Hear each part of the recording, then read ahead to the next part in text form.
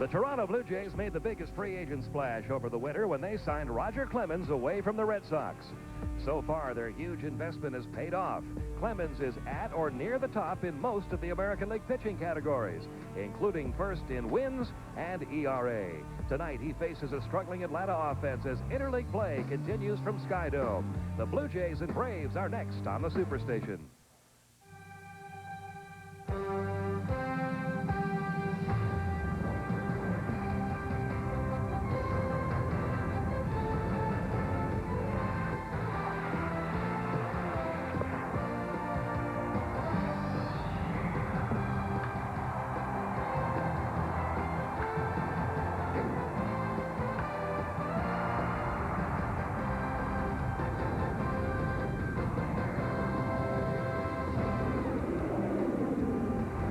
After going winless over the weekend against Baltimore, the Braves are ready for their next interleague test as they take on the Toronto Blue Jays in the first of three from Skydome. Hi, everybody. Pete Van Weren welcoming you to Toronto. First of a three-game set between the Braves and the Blue Jays about to get underway, and it gets no easier for Atlanta after facing three of the American League's best pitchers over the weekend with the Orioles.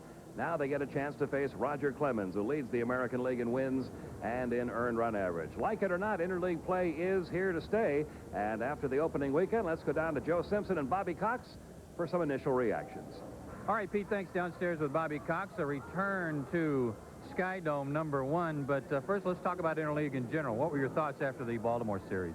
Well, I think it's working, Joe. Obviously, you know, you can't buy a ticket anywhere here in Toronto or in Atlanta or Texas or anywhere else these teams are playing. I think the fans, you know, are really getting excited about seeing some other stars from the other league, and I think it's paying off right now. But the thing I don't want to see is this thing go past July sometime. And when you're going down the stretch in end of August, September, and the first few days in October, you need to be playing in your own division or in your own league at least. And this thing's going to be scattered out all season long, and I don't like that at all. And I think they really need to work on it. You know, the foundation of it's great. I think, you know, it's going to be a hit. Emotions running through Bobby Cox returning to Toronto. Yeah, you know, reminiscing a lot because last night coming in on the bus, it was still daylight. And, you know, I drove past the old place we used to live and all that. And came out here early today to the ballpark and saw the old groundskeepers and all the clubhouse attendants and people like that, too. And, you know, the memories are very strong here, Joe. We had a lot of great years up here, and the people here are just outstanding. A great baseball city, good, clean, metropolitan place. One last quick question. Big change in your lineup tonight. Fred McGriff not playing. Yeah. Why? You know, he's got a bad shoulder, and we're going to rest him tonight and see if he can go tomorrow. And we've got the advantage of the DH up here, so we'll let Lockhart DH hit third and move Chipper into that 4 slot. All right, Bobby, thanks for the visit. That's Bobby Cox from Skydome in Toronto. We get set for the first game of this 3-game series with the Blue Jays, and we'll be back to take a look at tonight's starting lineups right after this.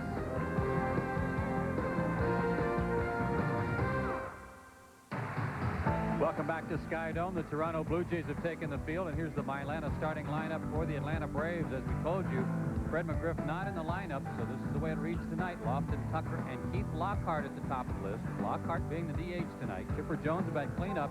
He'll be followed in by Ryan Klesko and Andrew Jones. Javi Lopez, Jeff Blauser, and Mark Lemke bat 7th, 8th, and 9th. The defense for the Toronto Blue Jays, Joe Carter in left field. Former Brave Otis Nixon in center, and former Pirate Orlando Merced is in right field. Ed Sprague at third base.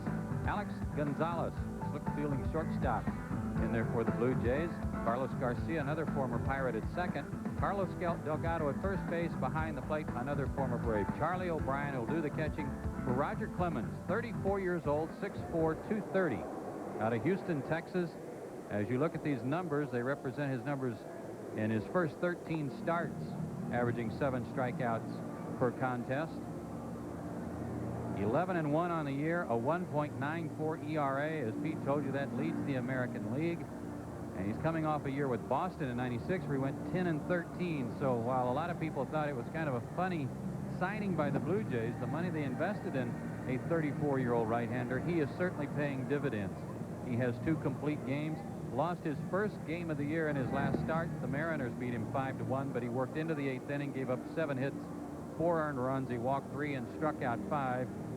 And Pete, I've got a list of things here. I mean, I could go on and on about the guy, but 5-time All-Star, 4 ERA titles, 3 Cy Youngs, and an MVP award. He earned the nickname the Rocket for a good reason. Yeah, I think after Nolan Ryan retired, Roger Clemens automatically assumed that role of the perennial hard-throwing, big, strong right-hander that's able to strike out 20 any night he's got his good stuff going, which he's done a couple of times in his career. Umpires for tonight's game, American League umpires, all four. Greg Kost behind the plate, fielding Culbreth at first. Ted Barrett will work at second. And the veteran, Durwood Merrill, down at third base. And we're all set to go. Kenny Lofton will face Roger Clemens to lead off here. Lofton at 343 now for the year with 3 homers, 32 RBIs. Got back into action yesterday after missing a couple of days with back spasms. He is 7 for 30 lifetime against Clemens, but he has struck out against Clemens 11 times in his career. And there's a strike in the outside corner. That was the first interleague regular season pitch thrown here at Skydome. The Blue Jays opened up the interleague portion of their schedule on the road in Philadelphia over the weekend and took 2 out of 3 from the Phillies. 0-2 on Kenny Lofton. Fastball 96, 97 miles an hour, somewhere in that range for Roger Clemens. A good hard slider and a split finger. And the 0-2 on the way now to Lofton. Backs him off the plate. 1 ball, 2 strikes.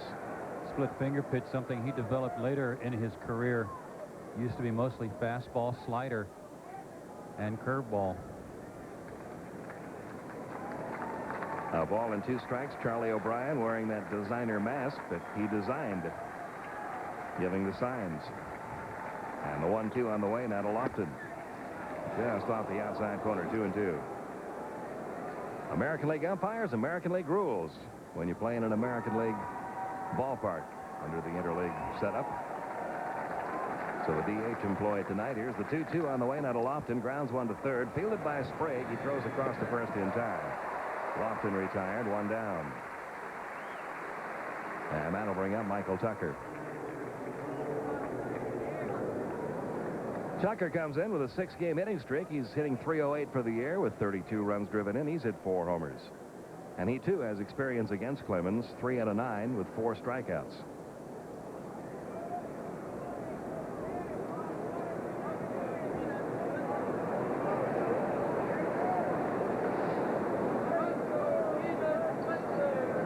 First pitch on the way to Tucker, and it's down low, ball 1.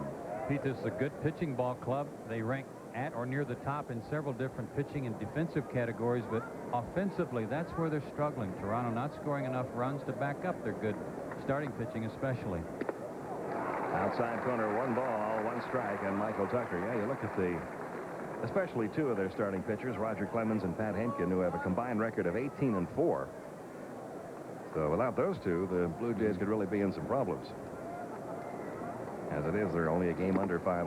Good fastball, 1-2, the count now on Tucker. Pitching matchups for the rest of this series. It'll be Greg Maddux against Luis Andujar tomorrow night. And then Wednesday night, John Smoltz against Woody Williams. Braves are off on Thursday, and then back to the National League and the Philadelphia Phillies from Veterans Stadium Friday night. Here's the 1-2 now to Tucker. Fouled away.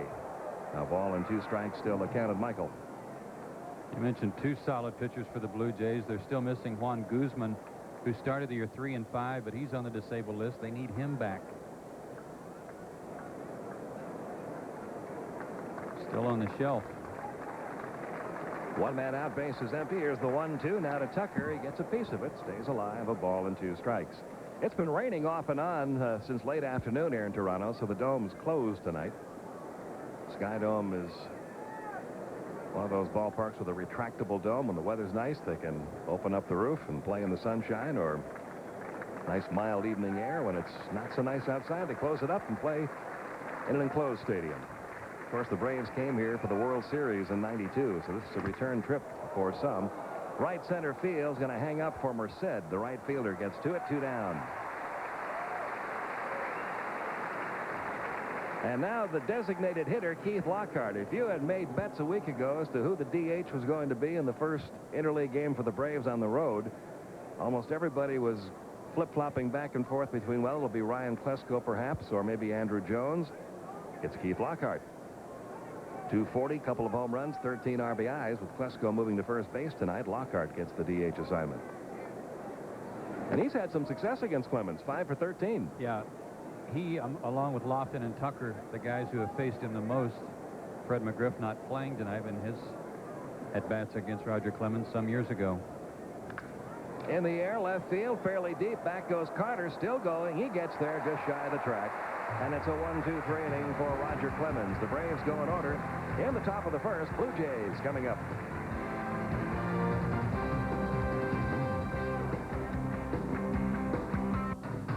We go to the bottom of the first inning at Skydome. Two former teammates of Denny Nagel to face him tonight. One is Orlando Merced, batting second. Carlos Garcia, the other, bats ninth. For the Braves defensively, in the outfield, Tucker, Lofton, and Andrew Jones.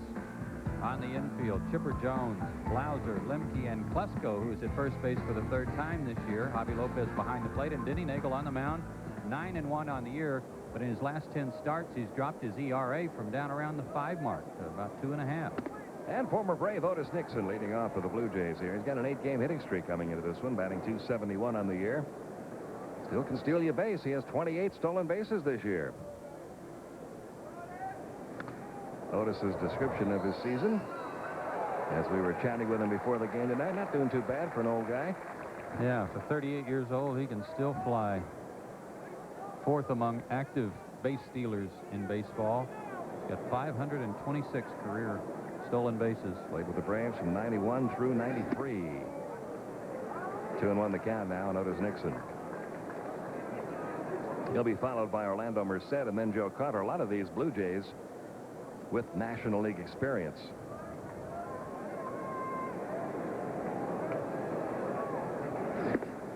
In for a strike, 2-2. Consistent with his numbers when he was with the Braves, too, Pete. Otis Nixon's number is a little lower right-handed than left-handed. .215 right-handed. In the air, center field, fairly deep, but Lofton has a play out there. He's got it, 1 down. Nixon retired, and that'll bring up the right fielder, Orlando Merced, the longtime Pirate and former teammate of Denny Nagel, who will get a chance to face his former Pirate buddy for the first time. Merced, .262 on the year, 6 homers, 25 RBIs. Been hot of late, went 5 for 10 in the weekend series with the Phillies.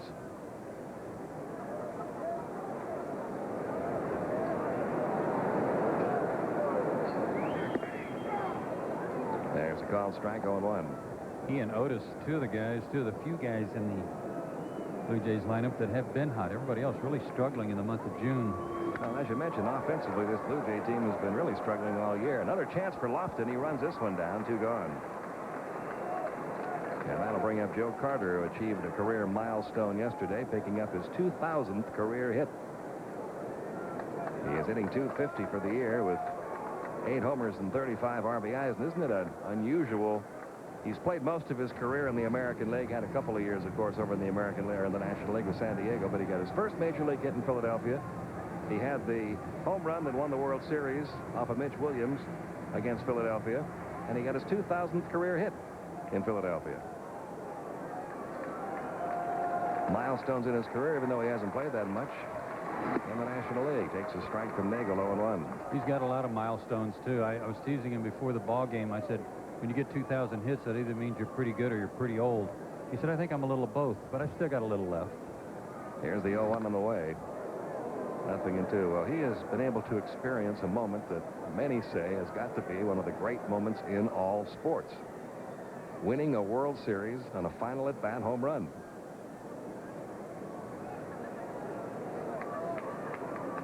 Here's the 0-2. Out of play to the right side, still 0-2. Despite those hits you're talking about that came at the expense of the Phillies, he got something like a 30-second standing ovation from the Phillies crowd. That doesn't come easy. No, it doesn't. They, of course, were booing him when he first stepped in there at Veterans Stadium because of what he did to them back in '93. But they appreciate the baseball in Philadelphia, and then you achieve something like he did, getting your career 2,000th hit. And as soon as they're aware of it, they'll let you know that they approve, no matter who you play for. Still 0-2 on Carter. 2 outs, bases empty, no score. Bottom of the first. Nagel delivers. Another fly ball, center field. Kenny Lofton handles all 3 fly balls off Blue Jay bats in the bottom of the first. No score as we head to the second.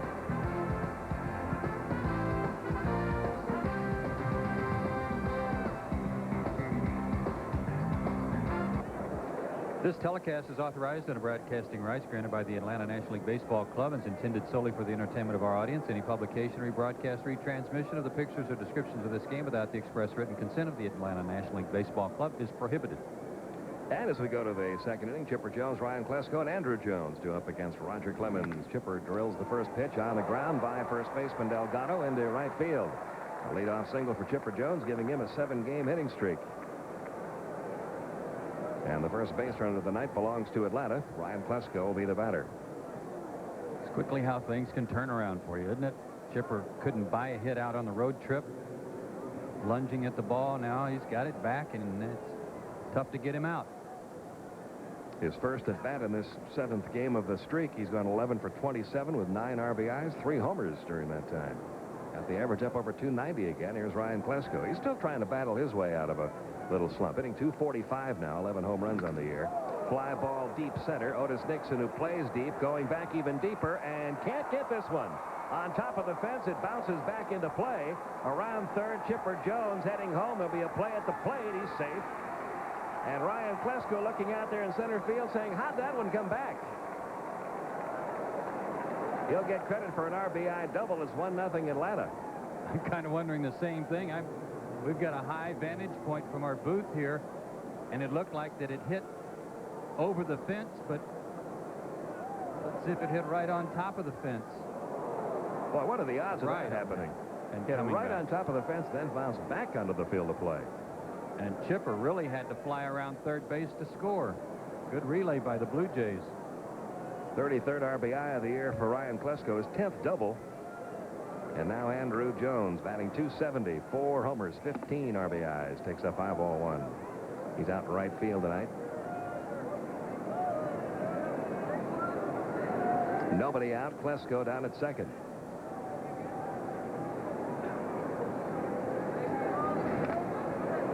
Foul back, 1 ball, 1 strike.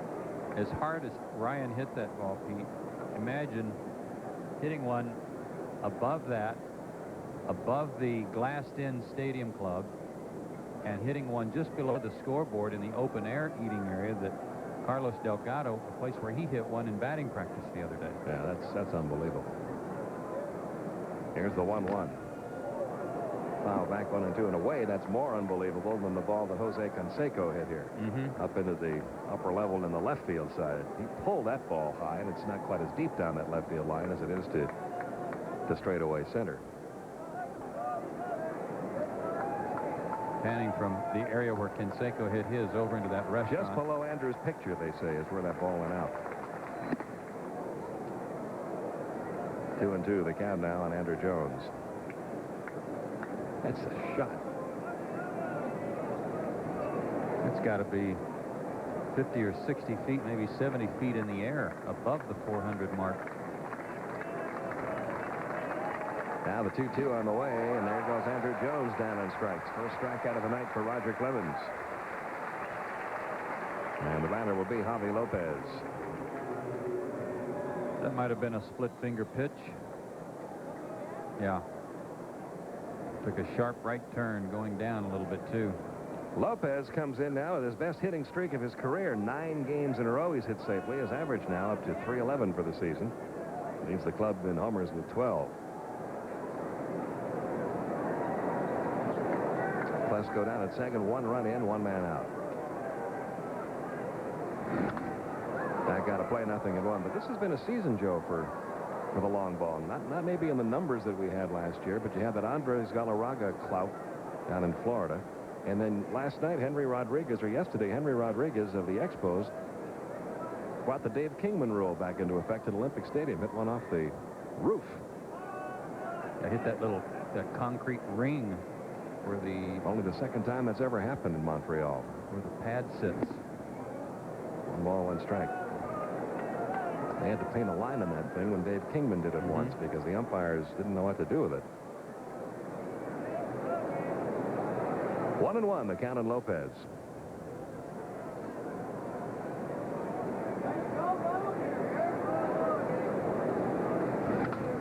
Now to play right side, 1-2. Saw one off the bat of Chipper Jones in Colorado too. That blast off the facade of the upper deck. Side of the upper deck there.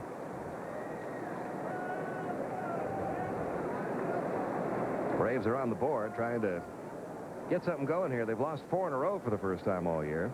And their lead is dwindling because the other teams in the division are playing quite well right now.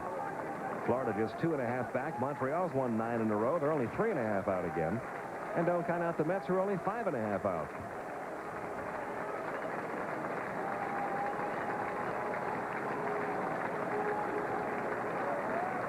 Here's the 1-2 now to Lopez. Ground ball left side. That'll get through. Base hit left field. Klesko had to wait. Make sure that ball got through, so he'll stop at third. And now Javi Lopez has a 10-game hitting streak. First and third, one out now for Jeff Blauser. Pete, they put down a new carpet in Sky Dome this year. It's very soft and spongy. I asked Otis Nixon if it was because he asked for them to, given the age of his knees and legs, and he said, no, actually, you know, when they brought Roger Clemens over here, he just wanted to make sure everyone was comfortable. Ryan had to wait for that one to get through, and it had a pretty good spring as it was going through. Blauser 338 for the year, 8 homers, 31 RBIs. Just off the outside corner, ball 1. Clemens had an off year last year, Pete, winning only 10 of his 23 decisions, but his ERA was 7th best in the American League, 3.63. And still a lot of strikeouts. He struck out better than a hitter per inning last year, 257 strikeouts in 242 innings. And usually when you see a pitcher having a year like that, it's because the run support wasn't there very often when he pitched. Only gave up 216 hits last year in 242 innings. He did walk more than he ever had in his career. He finished the year 10-13. Here's the 1-1. Back out of play, 1-2. Good line from Charlie O'Brien tonight. I was talking to him before the game, doing a radio interview, and he said he was looking forward to this, had been looking forward to it all year long. He said, and it's good to see my buddies Blauser and Lemke. He said, but let them know right away that if I'm on first and a ground ball is hit, I'll have something for him at second base. Oh, yeah, he's a competitor.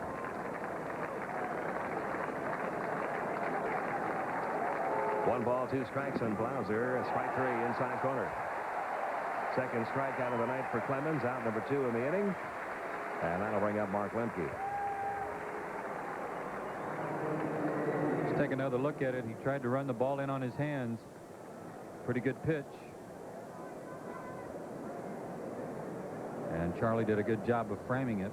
So runner's still at first and third. Lemke comes in at 230 with a couple of home runs and 12 RBIs. Batting in the 9 hole with this DH lineup.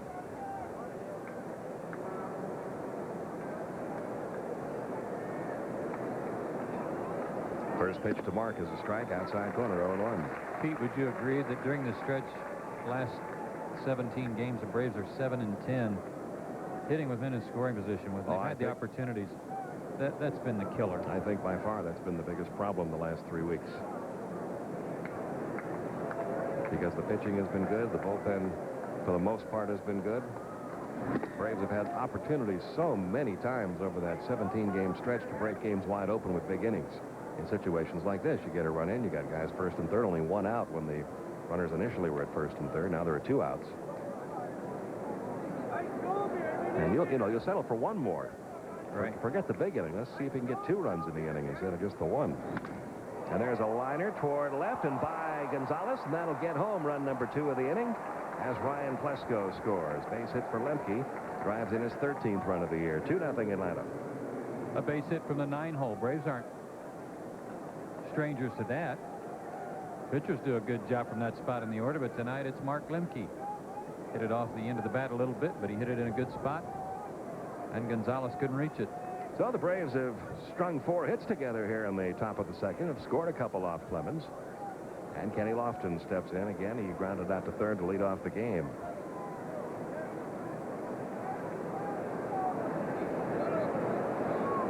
Runners now first and second with 2 outs. Low and inside, ball 1.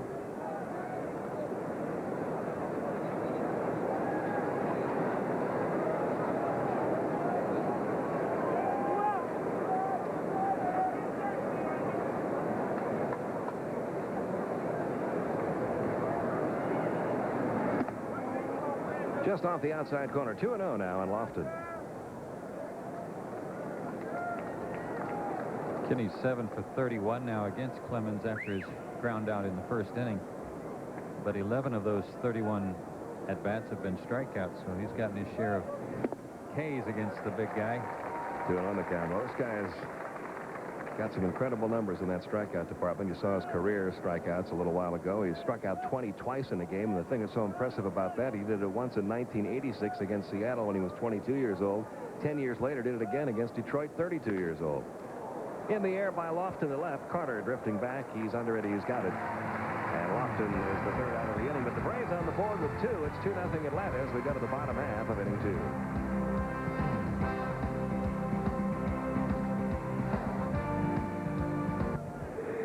Another reason Charlie O'Brien was looking forward to the Braves coming back to town was to be able to visit with old friends.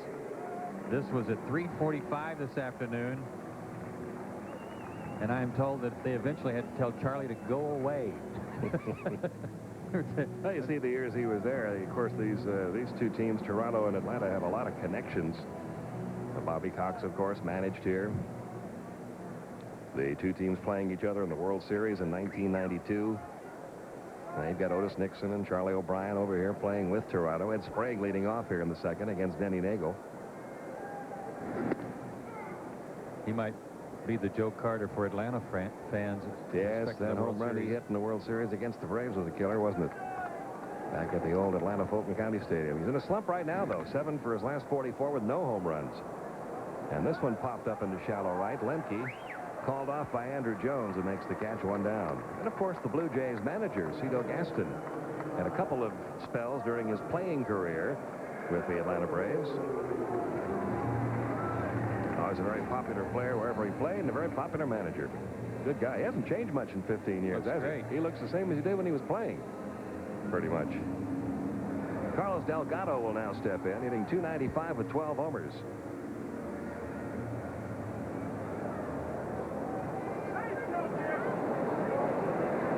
I have to check it, but I'm fairly certain Cito was on Bobby Cox's staff. Jimmy Williams succeeded Bobby Cox as manager of this ball club. And then Cito succeeded Jimmy Williams. There's a called strike in the count, 0-1. He was the hitting coach, I believe, on that team, Joe. You're almost getting like the Bobby Knight in college basketball, all the Bobby Cox disciples. Cito Gaston managing here, Jimmy Williams managing in Boston. 1-1 the count on Delgado. Delgado last year, 25 homers, drove in 92. Native of Puerto Rico. He'll be celebrating his 25th birthday a little bit later on this month. Denny Nagel talking about the assignment pitching against the Blue Jays. Wasn't that upset about it because he knows a lot of the guys from the National League that the Blue Jays play.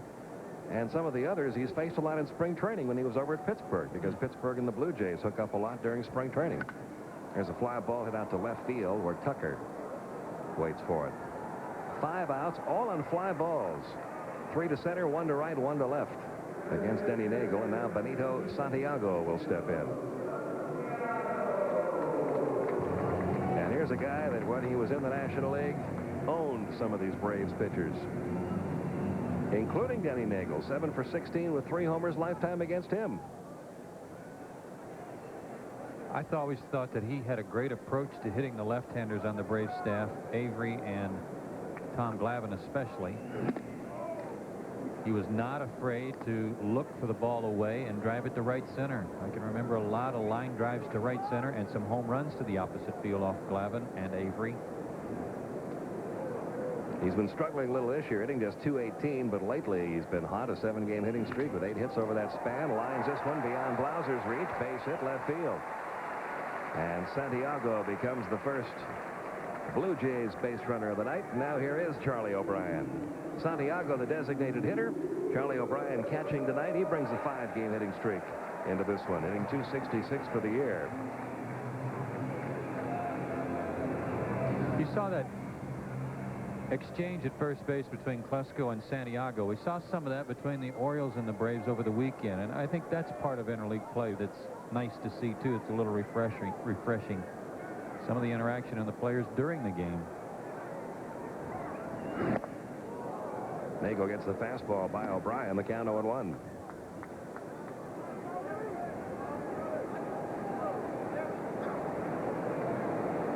Two outs, runner at first. Braves leading at 2-0. We're in the bottom of the second. A ball and a strike now on the Blue Jays catcher. Charlie was always a good fastball hitter. Always looked fastball and then tried to adjust. You can bet unless Nagel gets behind in the count, he's not going to see anything that doesn't have a little movement on it. Up and away, 2-1.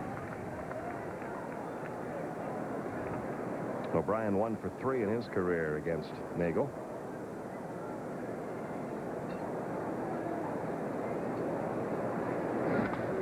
Popped him up left side of the infield. Chipper Jones and Jeff Blauser.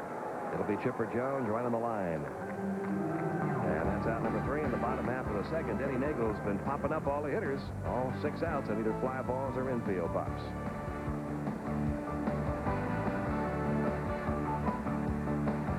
Clemens leading the American League in ERA, and that brings us to our Ream leaderboard this evening, and that includes consecutive ERA titles. Sandy Koufax won 5 in a row in the early 60s. Lefty Grove back in the 30s, and there you have Maddox and Clemens back-to-back as well. And we'll have them back-to-back in this series. Greg Maddux goes tomorrow night in Game 2 of this series against the Blue Jays. Michael Tucker flied to right his first time up.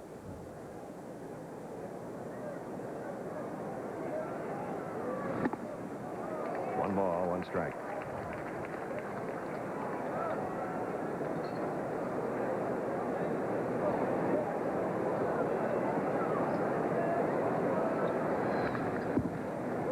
The count. Lockhart will follow, then Chipper Jones. Roger Clemens has always had a strong drive to the plate, very strong in his lower body, does a lot of running, runs 3 or 4 miles a day each day between starts.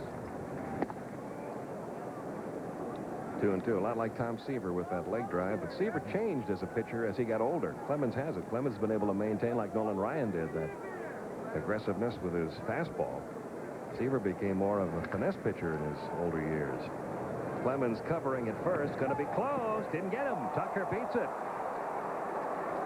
Now just a matter of Michael Tucker outrunning Roger Clemens.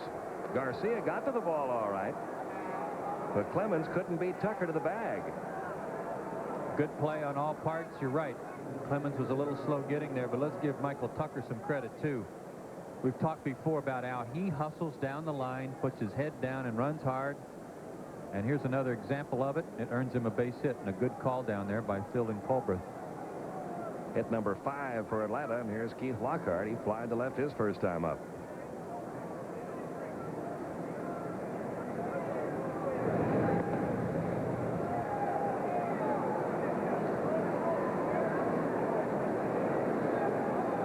Nobody out here in the top of the third.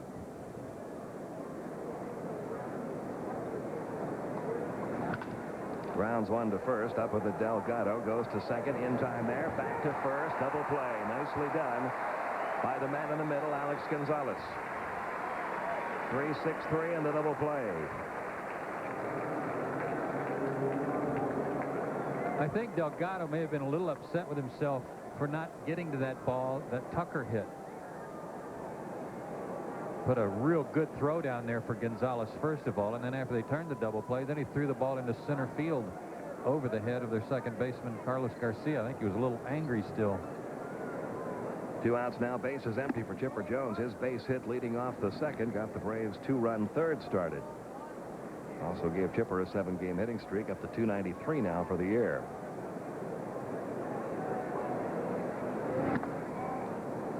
Two-0. Other interleague matchups tonight. We'll be giving you scores as we go along here, but the Chicago teams got together today, White Sox and the Cubs, and the Mets and Yankees playing tonight at Yankee Stadium. 2-1. Not as big a crowd as I expected to see here at Skydome though tonight, with Roger Clemens pitching when the Atlanta Braves in town. They're averaging a little over 30,000 per date, and certainly not a sellout tonight. Here's the 2-1. Fly ball left. Carter. He has made the catch for the third out in each of the first 3 innings. 2-0 Atlanta as we go to the bottom half of the third.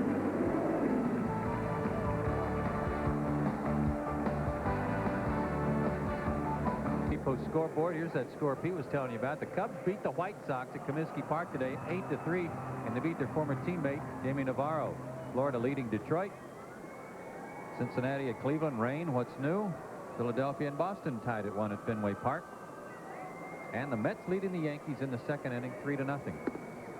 And we go to the bottom of the third here at Skydome. Alex Gonzalez batting .248, 5 homers and 21 RBIs. One other score, Montreal at Baltimore. Expos on top. Yeah, Expos going for their 10th straight win. They are right back in the thick of things in the National League East. 0-2 the count on Alex Gonzalez, youngster out of Miami. Hit 5 hits and 9 at-bats over the weekend against the Phillies. Had 2 doubles and a homer yesterday that snapped a dry spell for him. And had 14 homers last year. Pretty good production out of your shortstop spot. He's been in double figures in home runs every year in his professional career, every full year. 10 homers or more all the way up the minor league ladder each year. This one hit deep to right center field. Lofton had him shaded that way, though. Good defense by Kenny Lofton. Had him played right. And the string continues for Denny Nagel. Not a single ground ball yet. Everything's been a fly ball or a pop-up. 1 out. And that'll bring up Carlos Garcia. As long as leather is being laid on those and not seat backs, you're okay. Garcia, the former Pirate, 184. Disappointing season to this point for him. He's just 3 for his last 29.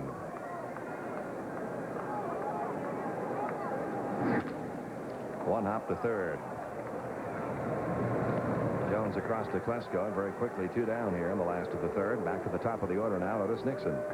Pete, players have found changing leagues, sometimes it takes a while to make an adjustment. They struggle, try to figure out how pitchers like to work in the different leagues. And let's face it, I mean, Joe Carter went to San Diego from the American League, even though he spent a little time with the Cubs when he first broke in. And people say, well, he had a bad year in San Diego, changing leagues. He still drove in 99 runs that year. Yeah. But it is an adjustment. And given the full season, maybe these guys will be all right that came over from Pittsburgh. 1 ball, no strikes. The count on Otis Nixon. He fly to center his first time up.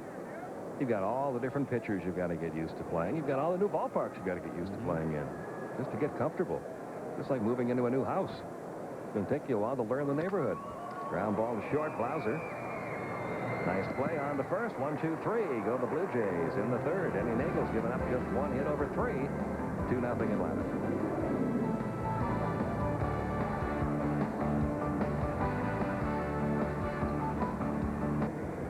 Give you a look at tonight's Aflac trivia question. See how well you do with this one. Who finished first, second, and third in the 1993 American League batting race? And we'll have the answer for you next half inning. And if you're looking for a room with a view, how about the Skydome Hotel? And how about that view? You've also got to sign a waiver, I believe, that if you draw your curtains, it's only to watch the game. Roger Clemens works to Ryan Klesko, who almost took him out of the park his first at bat. Bounced one off the center field fence, right off the top of the fence for an RBI double. And Ryan later scored on a 2-out single by Lemke. Who was it? Robbie Alomar, when he played over here, lived in the hotel there. Right. Just took an elevator down to go to work every day. Not a bad deal. 2-0 pitch. 2-1. Greg Kost, the umpire behind home plate tonight. Great big guy. Used to be a terrific athlete at Texas A&M. He was a shot putter. He's been in the American League for years. And a good umpire. 2-2. And the guy down at third. It's a shame we don't get to see Durwood Merrill work behind the plate. That's a show in itself. And a terrific guy. Called strike 3. Clemens got him with a fastball in on his hands. Ryan says nothing as he heads back to the dugout. Strikeout number 3 for Clemens. You see the O'Brien target. We got used to seeing that scene when Charlie was catching for Atlanta. He sets up and really presents a terrific target. Really a squared up target. Right in the center of his chest. Andrew Jones struck out his first time up. You watch O'Brien behind the plate. If he wants the ball outside, he doesn't just move a little bit. He moves way outside so that that glove is still centered right in the center of his chest protector. Yeah, it makes the target look bigger that way. Yeah. And he's also not going to get caught reaching for a ball very often. If a guy is close to hitting the target dead on, he can just make a little body shift and catch it. Maybe get the call. Breaking ball misses to even the count.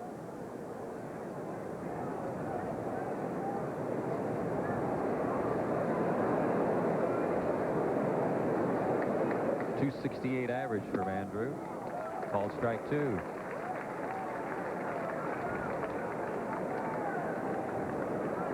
It was Charlie's idea to come up with that catcher's mask, taking it from the hockey mask of hockey goalies. Oh, just missed. Well, he was looking for something that was lighter and more comfortable, especially in the warm weather when you run into it.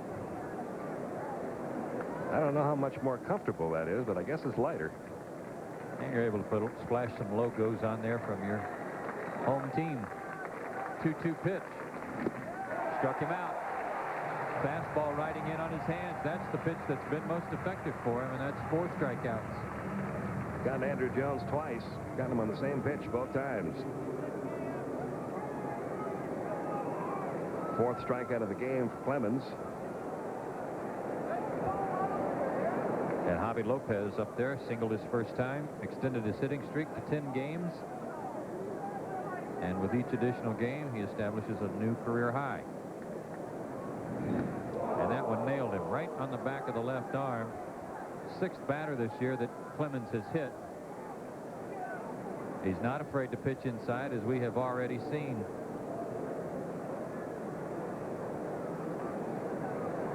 See exactly where this one got him, just above the elbow. And a look from up above. Jeff Porter, the assistant trainer, out to take a look at Javi at first base. He looks like he's going to be okay. There's a little bit of padding up there in that portion of the arm. At least he can break out a smile talking to Delgado down there. Got him right on the bicep.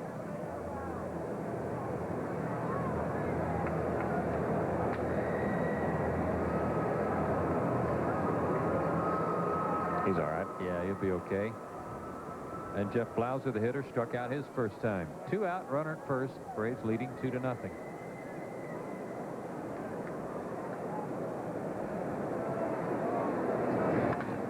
Out of play.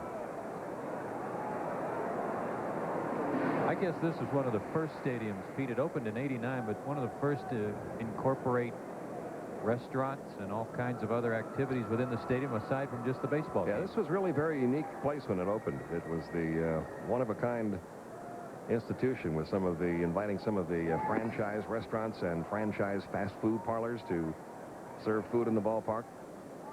It was something that nobody had done. Time had been called when Javi broke for second, so he's going to have to go back. No pitch.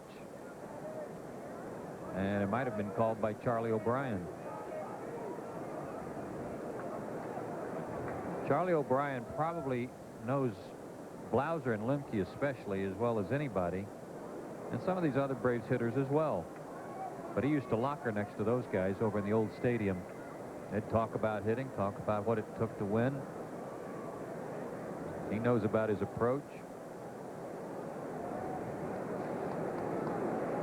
And Charlie and Clemens won the battle first time around. The 0-1. Line to right center field. Otis is on the run and gets there for the out. He can still cover the ground. No runs, 1 left. We go to the bottom of the 4th. Still 2-0 Braves.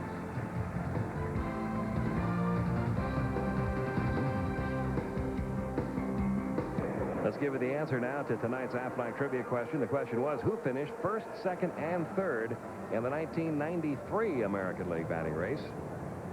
Well, the fans in Toronto remember that. John Olerud won at 363. Paul Molitor was next, 332. Robbie Alomar, 326, and all 3 of them playing elsewhere now. I was just thinking about what the Mets were thinking, you know, when they picked up Olerud They said, you know, we like to get a guy in his option year. Sometimes you get some players who are really have that burning desire to maybe get another contract. John Olerud, one of those guys. He's having quite a season for the Mets. He had been in the top 10, but he has lately dropped out, but still playing quite well for New York. Orlando Merced will lead off the 4th against Denny Nagel. Takes a breaking ball for ball 1. He flied to center in the 1st. Only a couple of ground ball outs for Nagel so far. They were back-to-back in the 3rd inning. Another pop-up. Perhaps room for Chipper Jones. No. A lot of foul territory in this ballpark, especially around the infield. It dwindles as you get down the outfield a little bit, but around from 3rd around to 1st, you got all kinds of room. And you don't have to worry about running into the tarp. No. But there are a couple of camera stands there you better be aware of. 1 ball, 1 strike. Out of play, 1 and 2. Skydome seats 50,516 for baseball. I want to see that roof open up one of these nights. Maybe tomorrow. Never did open up in the World Series in '92 because it was too cold. It's supposed to be a nice day tomorrow. Maybe we'll get a chance to see it in operation. But the Blue Jays have not played that many games with the roof open this year. I think it's only 9. They're 3 and 6.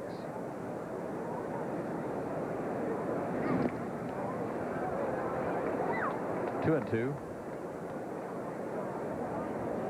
Nagel's last start, a good one again against Colorado. He beat them for the 2nd time at Coors Field this year. He won 8-3. He went 7 innings, gave up 3 runs.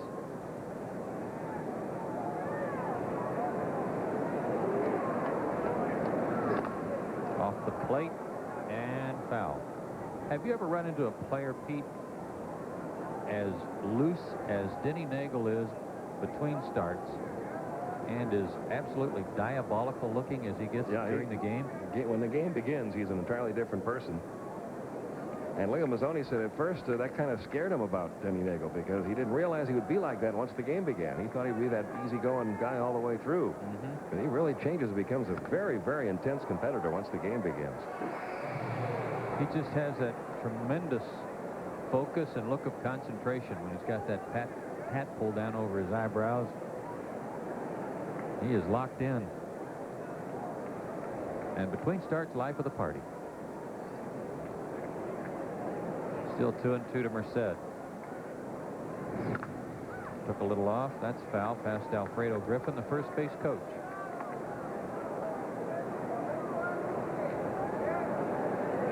Alfredo, a former Blue Jay shortstop.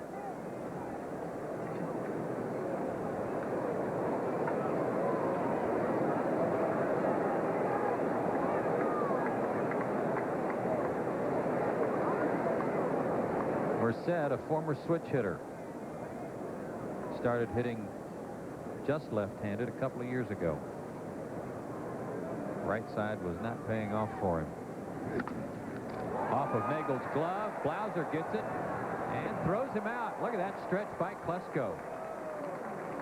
I believe Nagel got a piece of it and Blauser backed him up. Nice play all around. That's a good play on both ends. Nagel almost gets to it. Blauser covers a lot of ground up the middle. Comes up with the ball behind the bag at second, then has to right himself for the throw, and a big stretch by Klesko to get Merced by about a quarter of a step. And it was deflected partially right off the tip of the webbing, off Denny Nagel's glove. And Ryan made a nice play over there to make sure it was an out. Here again is Joe Carter. He flied to center his first time. Good breaking ball, 0-1. Joe got his 2,000th hit yesterday, but hits have been few and far between for him in the month of June. He's only 8 for 48.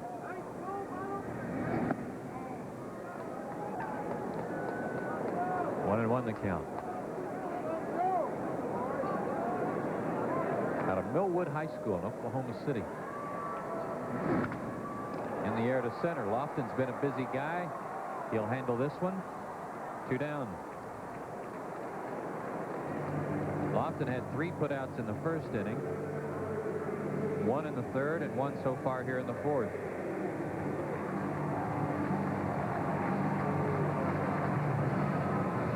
Ed Sprague, another Blue Jay hitter who's having a rough June. Coming into the game today, Carter was hitting 170 in June. Sprague 159. Gonzalez 209. Garcia 103. Yeah, the team down to a 244 batting average for the year overall, and it's been dropping. It was up over 250 not that long ago, so they've had a lot of slumps and seen their offensive averages all come down the last month or so. As we told you, last in the league in hitting, last in runs scored, last in hitting with men in scoring position, 12th in the league in home runs.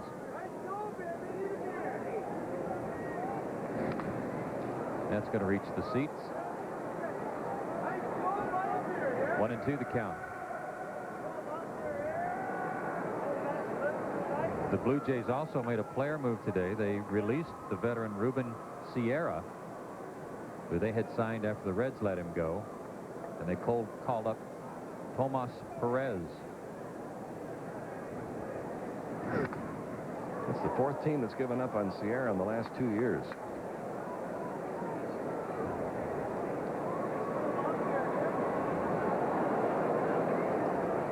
The Blue Jays are a game under 500, 13.5 back of the Baltimore Orioles.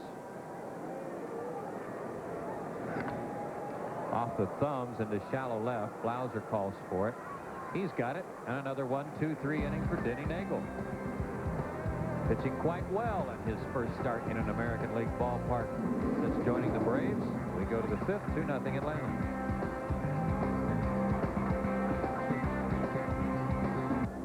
Denny Nagel has allowed only one hit through 4 innings, and the Braves have a 2-0 lead.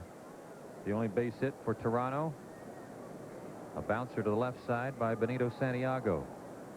The number 9 hitter in the order tonight is Mark Lemke. He singled and drove in a run in the second inning, and he leads off the fifth. Bounces another one, this time up the middle. Nice play by Gonzalez. Great arm. Throws a great arm and throws him out.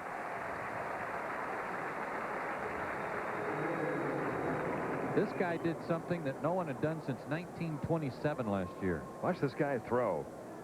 Alex Gonzalez, first chance to see him in a tough play. He wheels and fires that thing. That's a Sean Dunston type of throw on to first if you've watched a lot of National League games. He tied an American League record that had been held since 1927 by Bobby Reeves of the Washington Senators. Lofton steps in and takes ball 1. He had 12 assists in a 9-inning game. April of last year. That sounds a little unusual, doesn't it? I mean, you think about how busy shortstops are, generally speaking, during the course of a game, and to think that the record, the American League record, at least 12 chances. Yeah, it doesn't have to be all ground balls. Of course, shortstops are in the middle of double plays. You get an assist that way. You get an assist in a rundown play. But I would have thought that would have been a higher number. Kenny Lofton's 0 for 2. He is grounded out, flied out.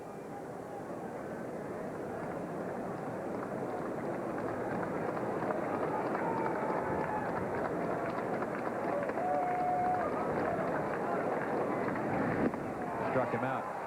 A pitch going down and away, and Clemens has number 5. When he gets ahead in the count, he's really got you at his advantage, because you've got to be very, very defensive up there at the plate. That split finger pitch wasn't even a strike. It was about a foot outside, but you can't take a chance on taking a pitch that close when he's got 2 strikes on you. Michael Tucker has a base hit, an infield hit, and he is flied to right. I got a record. The shortstop record is going to beat that record by Gonzalez, Joe. Okay, lay it on me right after this. Out of the record book. Fewest assists in the longest extra inning game by a shortstop. 1909. Jack Coffey for the Boston Braves played a 17-inning game. Never touched the ball. No assists. That's even more unbelievable. Where was he playing? Deep. Struck him out. 6 strikeouts for Clemens. But as we go to the bottom of the 5th, with Skip Terry and Don Sutton heading your way, Braves still leading 2-0.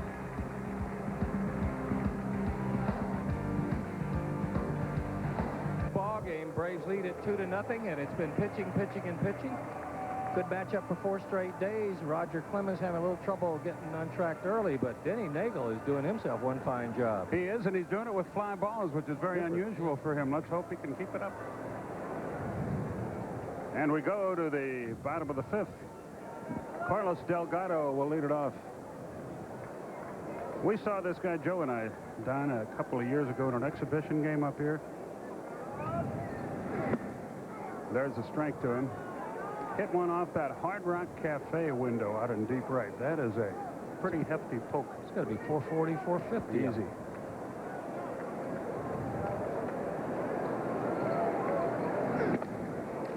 A little bit outside. Right up in that area. That's a long way. The 1-1 didn't get it. It's 1-2. I was talking to Gene Tennis, one of their coaches, and Cito Gaston has assembled a fine coaching staff here. He was saying that he has reached the second deck from left field foul pole to right field foul pole, so he has a slightly uppercut swing, but power all the way around. Nagel goes back to work. Off the pitcher's glove again. Can Lemke make the play? Yes. Good play. 1-4-3. We've had a 1-6-3 and now a 1-4-3 in this game. Good play by Lemke there. He didn't have much time, but he made it. Wait till you see the end of this play, too, Skip. Off of Nagel. Deflected. Now Lemke's got to change direction. Watch on the other end how much Ryan Klesko shortens that throw with that stride. That might be the difference between hit and out. See from this angle. Yes, sir. About 1.5 feet, and that is a good play on both ends. Benito Santiago, the batter, he had to hit his first time. He's 8 out of 17 with 3 homers against Nagel. And he has a 7-game hitting streak after that base hit. I would guess he probably had mixed emotions leaving the National League, learning to hit and not getting to face Maddox and Nagel. Those are the 2 guys that really suffered when this guy hit against us. Got around late on that one. A ball and a strike to count. 2-5-0 for Atlanta. 0-1-0 for Toronto. Here's what he's done against Nagel. He has a big swing, so probably a little more susceptible to good fastballs than he used to be.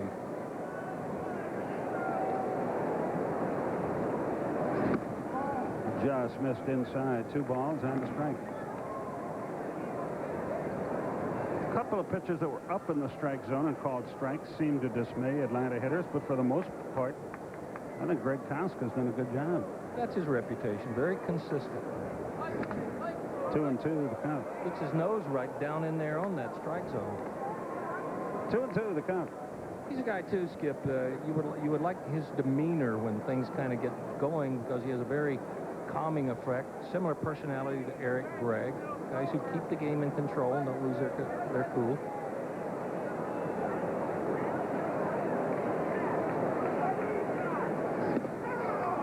Good pitch. Down and in. Over the inside corner. Santiago argues. Koskoff with the mask. Santiago walks away, and Nagel records his first strikeout of the night. Inside fastball tailing back. This is the first time Denny Nagel has tried this for the strike tonight. Here's right over the top and right over the corner. No argument there. He gave up on it too early, that's all. I'm sure in his heart he thinks it was inside, but you can see it wasn't. And here's our old pal, Charlie O'Brien. Nagel rolling merrily along here to this point. High fly ball, another one into the air, and Michael Tucker has an easy play to make. And just like that, the inning is history. 1-2-3, nothing going. Nagel rolling merrily along at the end of 5. 2-0 Atlanta.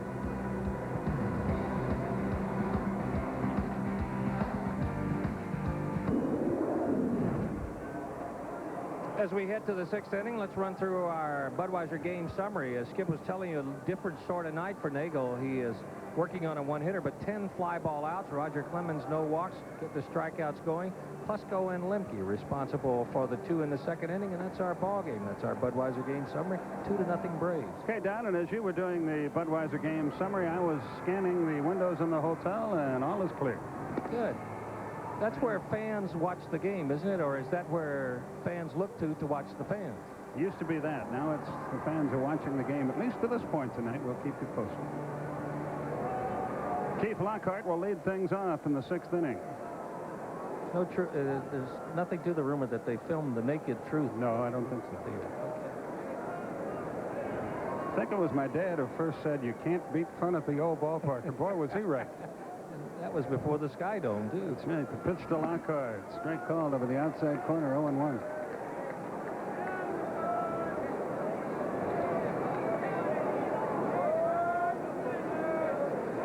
Roger Clemens rolling right along here with 6 strikeouts. Sort of like the tortoise and the hare so far tonight. Clemens has been overpowering with 6 strikeouts. Nagel has only 1. But Nagel has a 2-0 lead.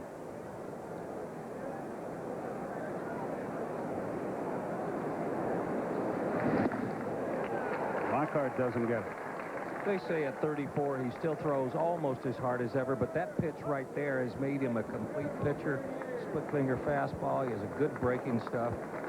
He seems to pull that pitch out of the hat when he needs it. Just missed inside. 2 balls, 2 strikes. I guess a crowd of about, what, 30? Hard to tell in a building. I would think they'd be a little disappointed with this crowd. There are a lot of empty seats. I wonder how they feel about the crowd, thank you, in Chicago today. They only drew 36,000 for the Cubs and White Sox. Cubs won, by the way, 8-3.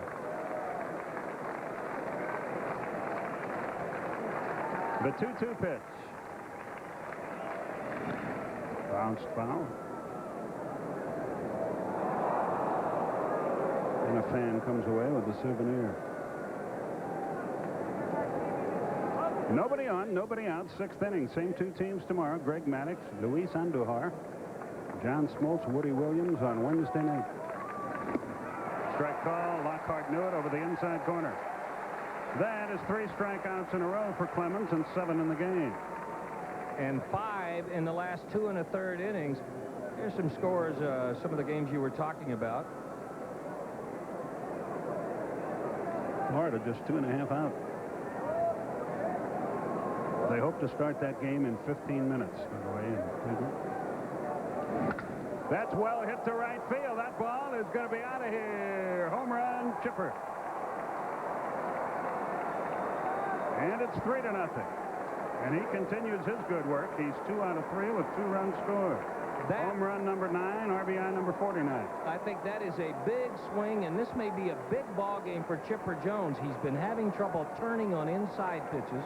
We've seen him fight that pitch off, seen him shoot it to left field, but there was no doubt on this one. Clemens wants to come inside and gets it pretty far inside. Look how far Charlie O'Brien is. That's not down the middle of the plate. That's a good pitch. Look at it open up. The hands through. Good hitting by Chipper Jones. Only the 5th homer in 103 innings for Clemens, and a nice catch by a fan. 4th homer in the last 6 for Chipper. So it's 3-0 Atlanta. Ryan Fusco just missed a home run his first time. It looked like it hit the top of the fence and then bounced up and hit the back wall, but they tell me the replay says no, that it just hit the top of the fence and came back.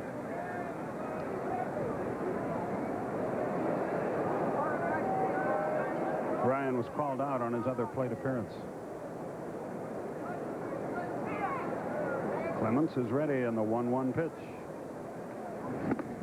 Let up is upstairs. 2 balls and a strike. First time tonight he hasn't gotten that pitch down. When he's missed, it's been down or down and away.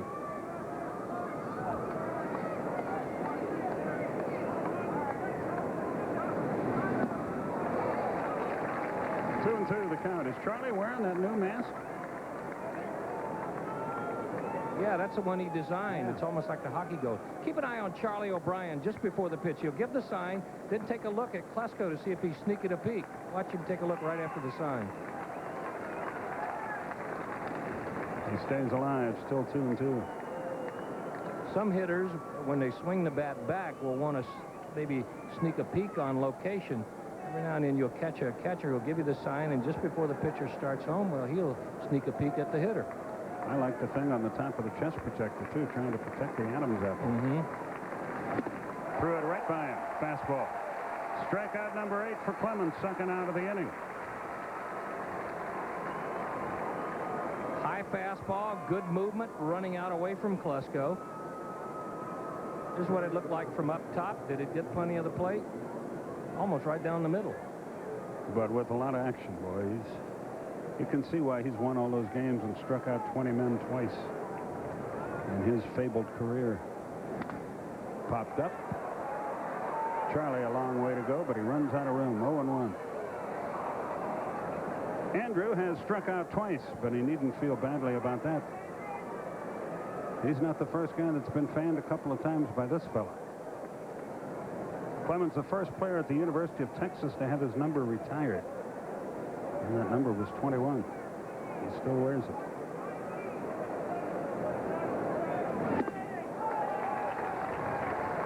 Got him off stride. It's 0-2. Clemens has hit one, but he has not walked anyone.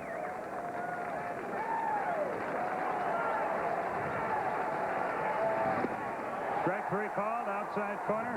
Hat trick for Andrew Jones. 9 strikeouts for Clemens. He strikes out the side, but in between, a home run by Chipper Jones, the only hit of the inning. It's 3-0 Atlanta, bottom of the 6th. Bottom half of the 6th inning. Alex Gonzalez leads it off. The shortstop fly to center his first time. 3-0 Atlanta is our score. Don Sutton, Skip Carey with you from Skydome. Florida's taken a 5-3 lead over the Tigers. They're in the 6th. Gonzalez came into the game hitting at .248. He's a fine defensive shortstop. And he hits that ball pretty well to left field, but Tucker is back there shy of the track. 1 pitch, 1 out. It's amazing the fly balls in this game. 1, 2, 3, 4, 5, 6, 7, 8, 11 fly ball outs. And then right there on that out was the beauty of a changeup thrown with a good motion that you kill the speed on. Sometimes it doesn't have to, or oftentimes it doesn't have to be in a perfect spot. When you get the guy out on his front foot, caught it right on the end of the bat. Carlos Garcia, the batter. He hears the Boo Birds here. They got him from the Pirates. A year ago, he had 285. Now he's hitting 181. He's somebody that John Sherholtz has been interested in for a couple of years, but never could pry him away from the Pirates. Takes that one low. A ball and a strike. 1 out, nobody aboard. Over the outside corner. 1-2 is now the count.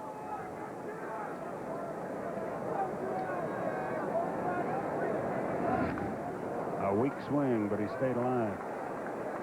It's funny how changing leagues, some guys it doesn't affect at all. Other guys have an awful time. I remember Lance Parrish coming to the Phillies after great year in the American League. Nothing but trouble. How do you figure? Fouled on the right side. It's easy to generalize, but I think most people think, and talking to Orlando Merced about it, that the American League is a slider-sinker league, and you see more fastballs and changeups in the National League. So probably a bigger adjustment for a hitter than it would be a pitcher. Way outside, nowhere near. 2 balls, 2 strikes.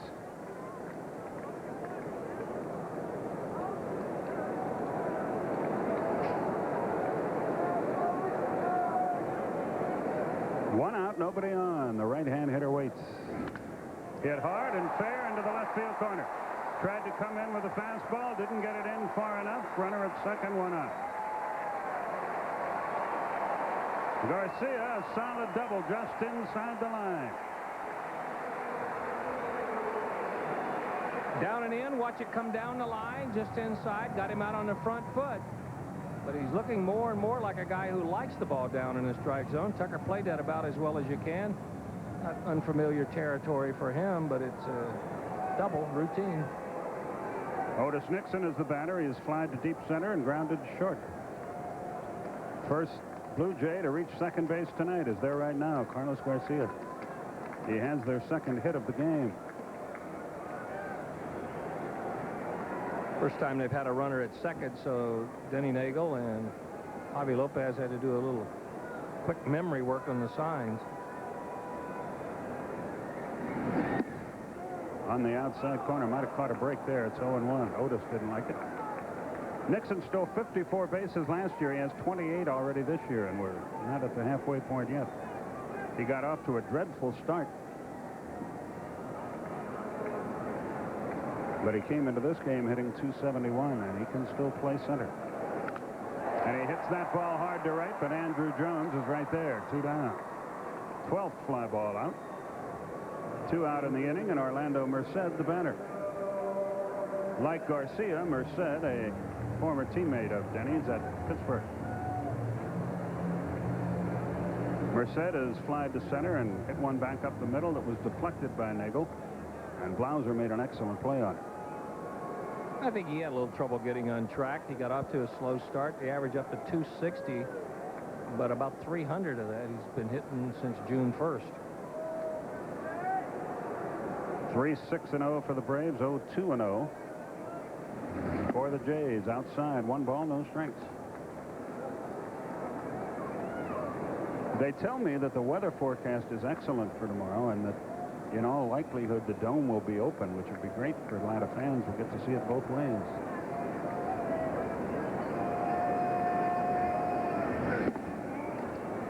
Just missed. That's the first, maybe first or second National League strike that we didn't see called by Greg Kosk. But all in all, he has had a very consistent night. Be careful on this pitch. 2-0. Joe Carter is next. A dangerous, powerful right-hand hitter. Out in front, hit it foul. Nagel can do that to you. It's 2-1. When a guy's that far out in front, you don't care how hard he hits it, because there's no way he can hit a fair ball. Just a loud strike. And Nagel doing what we're seeing more and more guys do. Used to be the book was, if you're a lefty, don't throw change up to lefties. If you're a righty, don't throw change up to righties. But Maddox, Glavine, and Nagel proving that wrong over and over.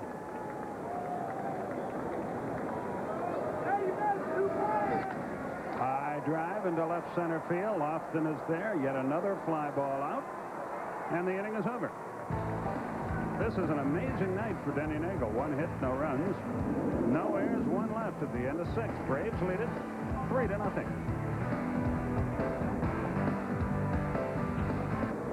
It's the top of the 7th inning. It's time for our Olympic stain on deck. A look ahead at what's going on with the Braves. We will have 2 more here in Toronto. One of them we will have for you at TBS. That's tomorrow night. Then it's on to Philadelphia against the Phillies. Thursday will be an off day. But 7:30 Friday, 7 Saturday, and 1:30 on Sunday. Those are the games that we will have for you, for the Braves, and the ones we'll have for you right here on TBS. You can see Clemens has been tough, but Nagel's been a little bit tougher. And Javi Lopez, who extended his hitting streak, will lead it off. Matchup for the rest of the series. Greg Maddox tomorrow, Luis Andujar, John Smoltz, and Woody Williams will be out there on Wednesday. Downstairs to Lopez, our coordinating producer, Braves Baseball. Glenn Diamond is just back from a tour of the facilities here at Skydome.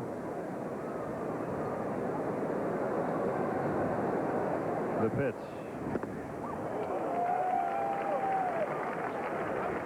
And he pronounced him of indoor quality.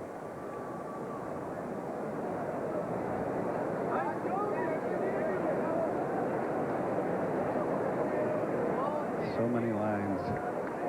The pitch. Swung and missed. It's 1-2. So few years left. That's right.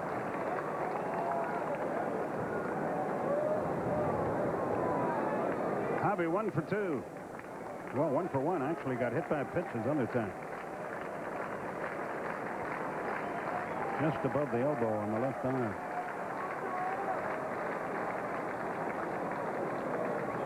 Lopez onto the batter's box. He, Blauser, and Lemke the first 3 here. Montreal knows something, obviously, that we don't. First, the pitch. Struck him out. He chased a bad ball. 10 strikeouts for Clemens. That was a good example of 2 veterans having a different idea about how to get him out. Charlie O'Brien had the pitch he wanted to stick to. Clemens is a guy who has the ultimate decision. He went to the split finger fastball and got the result he wanted. Down and away and right over the top of it. Montreal is leading Baltimore 5-0. They have won 9 games in a row at the Expos. 1 ball, no strikes. And they're right back in the pennant race, just 3.5 out.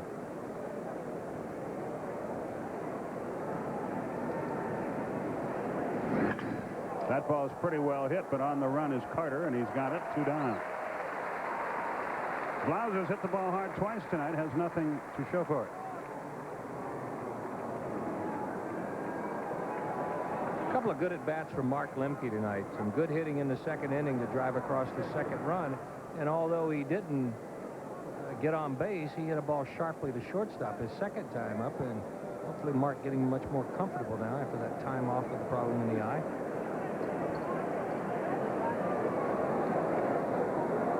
Came into the game hitting just 194 from the left side, but he has a hit over there and an RBI tonight, as Don told me.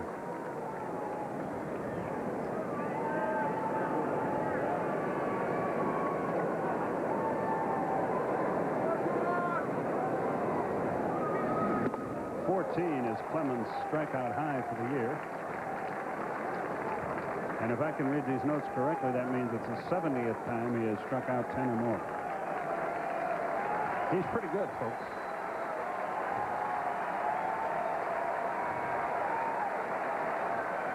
The 0-2. Boy, he hasn't lost a thing either. Ball and 2 strikes. He's 34 years old. He's a great big guy.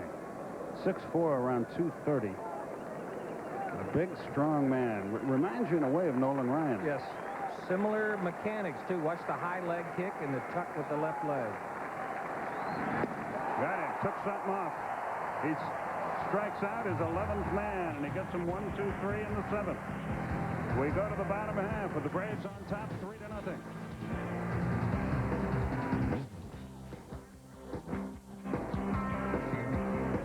The 7th inning. Delta scoreboard coming up. A lot of interesting games being played. They're all interleague again tonight. Some tough outs for Nagel here in the 7th. The heart of their order. Carter, Sprague, Delgado. If anybody gets on, Santiago. Good control by both tonight. This has been the kind of performance I think you would expect out of both of these guys. Last 4 nights, last 4 days, if you didn't like those matchups, you just don't like pitching.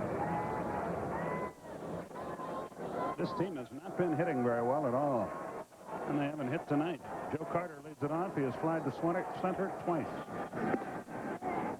And the first pitch to him, a strike on the corner. Neither pitcher has issued a walk in this game.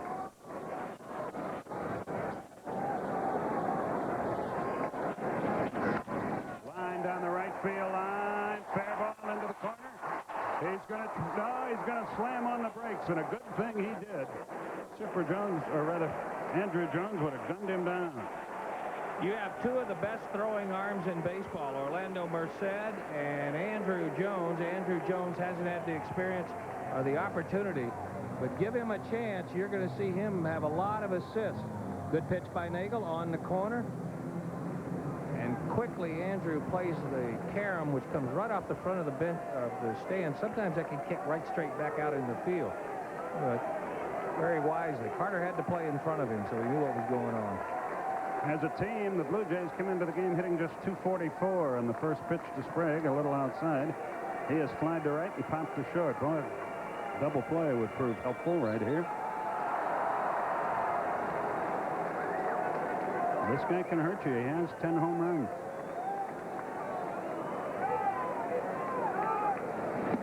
Took something off. He was way out in front. A ball and a strike. Braves have 6 hits. Blue Jays 3. Braves lead it 3-0. Neither team has committed a miscue.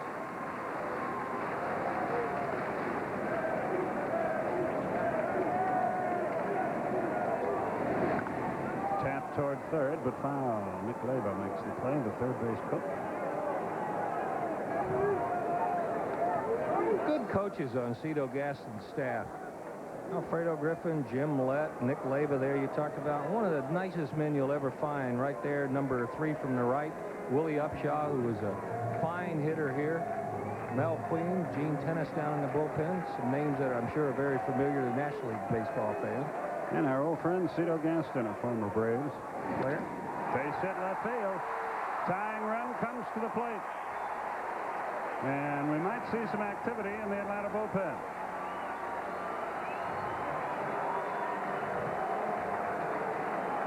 You look at the bullpens from here, and it looks like birds on a telephone wire. You can just see the heads and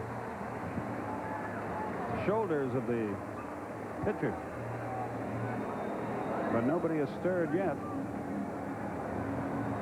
And here's a dangerous man, Carlos Delgado. There's the pen.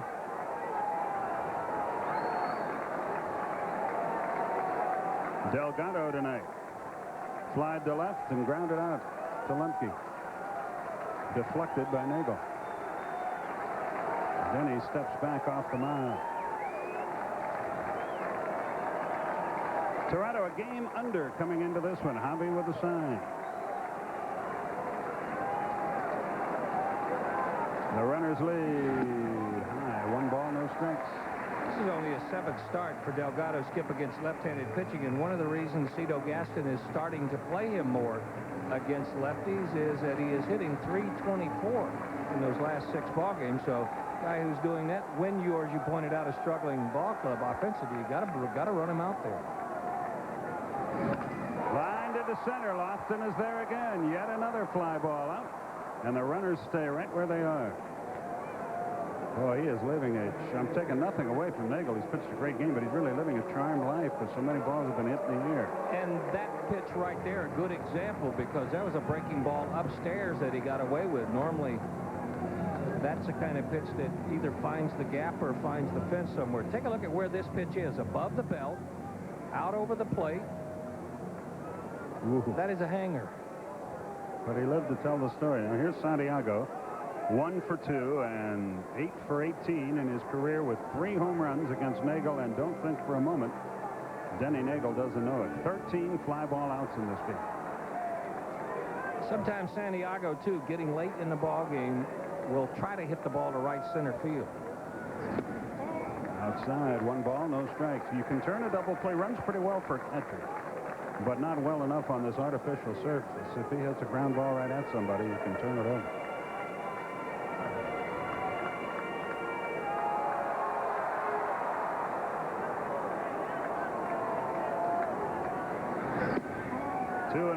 Be careful now. 2 balls, no strikes.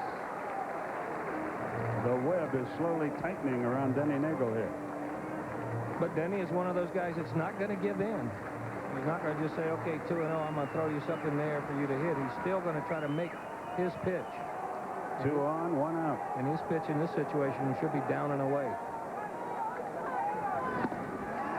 High and away, 3-0. A walk loads him up for Charlie O'Brien.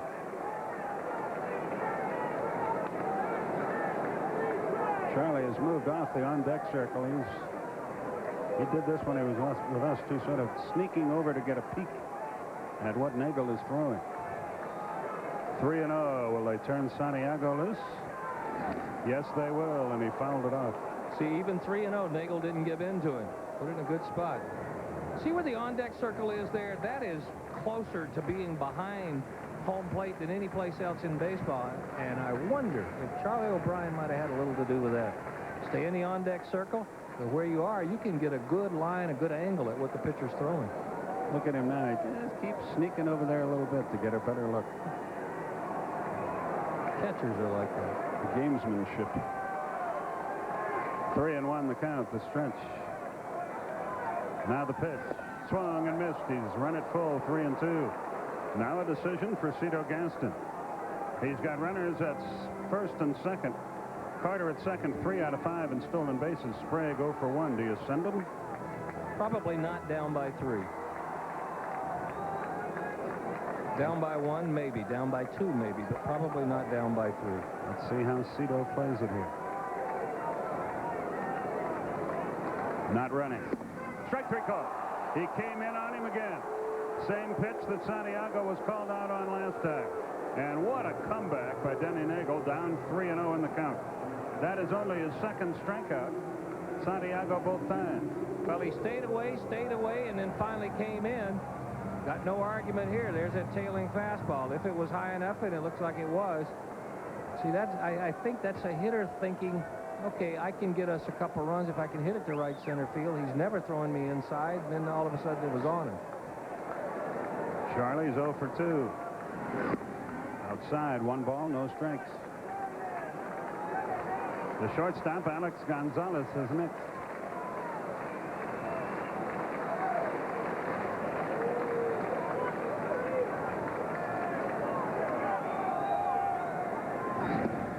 Lowe is behind another hitter, 2-0. O'Brien, in limited playing time, has 3 home runs. If you've been a Braves fan for several years, you know he has pretty good power. And he's a very smart hitter. Takes the ball down and in, inner half of the strike zone, below the belt. 2-0 pitch. Hitter's pitch, and he fouled it away at a good cut. It's 2-1.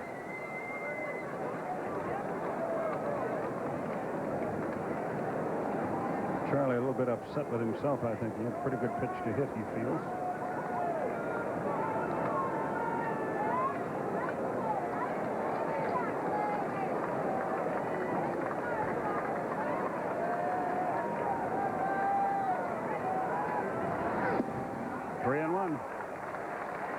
Again, it's a hitter's pitch here. 2 on, 2 out, 7th inning. 3-0 Atlanta, but that lead in jeopardy right here.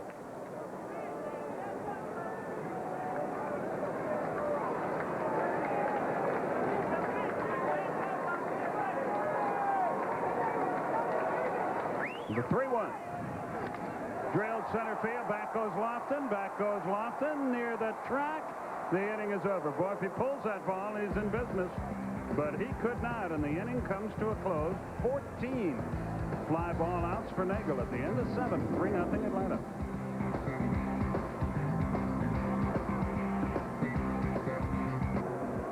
Let's take a look at our Delta scoreboard. The game that's already over. Foster wins it. He's 8-4. Disappointing crowd at White Sox Ballpark. At Detroit, Florida now by 2 in the 7th inning. Cincinnati and Cleveland finally getting underway. Philadelphia at Boston. Looks like they're tied in the 7th inning. Mets took an early lead against the Yankees. They're holding on. Montreal doing something the Braves couldn't do, beating up Baltimore. And the Cardinals and Milwaukee have themselves a good one going. Pittsburgh leading Minnesota. Houston and Kansas City very early yet. And that is it on the Delta scoreboard. Almost got me, too. I bet. Kenny Lofton leads off the 8th inning, and Roger Clemens delivers one into the dirt. Pops away from O'Brien all the way back to the screen. 0-1, or 1-0. 1 ball, no strikes. 1-0. When we do those scores for you, we normally have a sheet that we work off with and work with the screen. Theoretically. Sometimes. High chop off the plate. Trouble if it's fair. They let it roll, and it bounces foul. Sometimes some of the scorekeepers put our score on the sheet. And so you just be reading along and looking up and get to the point where you say it's the Braves 3-0 over the Blue Jays. They're in the 7th there, or is it the 8th now? Shea Stadium gets me there, too, because you read them off the scoreboard, and the first score to the right is always your score, as well as 9 other places there. People don't realize how difficult this job is, I'm telling you.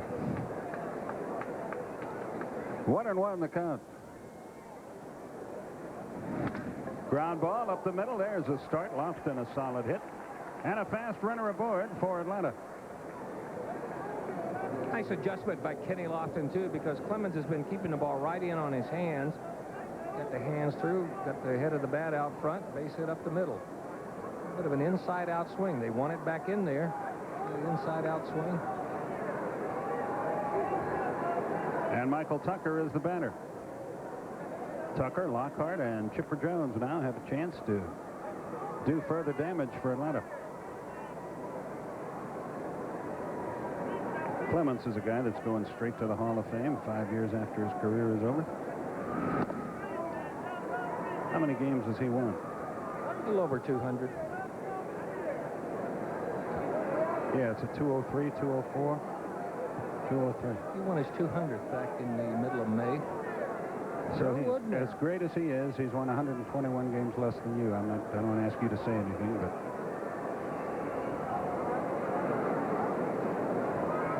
Baseball Writers Association of America.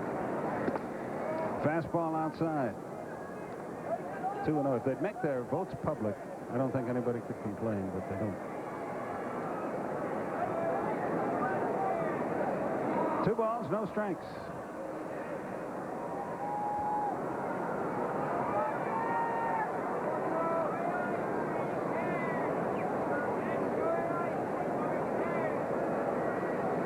Kenny Lofton's been battling a little bit of a muscle spasm in his back. Kind of comes and goes. That may be one of the reasons he's a little bit reluctant to run. As you can see his attempts off in June, and here he's on turf too. Strike called over the outside corner. 2-1, the count to Michael Tucker. Well, if you're going to put on a play, this would be the pitch. 2 balls and a strike. And over in the other dugout, they're figuring out how to counteract it. To the plate, he's not running, and Tucker can't get it. And the count's 3-2. Let's see, or rather 2-2. Let's see what they do now. Probably keep him at home. Bobby Dews runs through the signs. There are a couple of theories. You have a good base stealer over there. If he can run, you'd like for him to. But by staying at home, he keeps the right side of the infield open for Michael Tucker. Tucker is 1 for 3.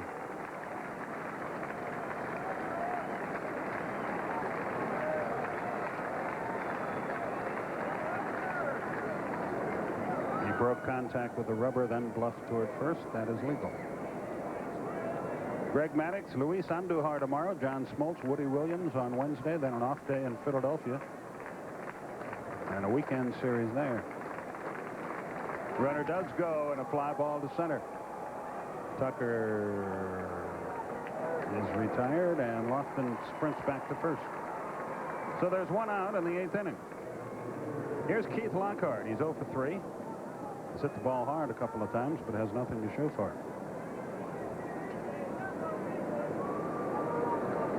Chipper Jones is next. He is the only man in the Atlanta lineup who has not fanned against Clemens. And the only one who has had good cuts all 3 of his at-bats tonight.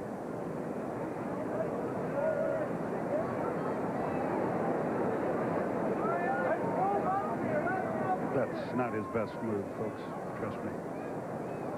Lockhart now 5 out of 16 in his career against Clemens. They play him way around toward left field against the hard-throwing right-hander. A lot of room in right center. Double play ball, 4, 6, 3. That's that. Keith wraps into his second double play of the night, and the Braves go quietly in the 8th inning. A leadoff single does no good. Bottom of the 8th, 3-0 Atlanta.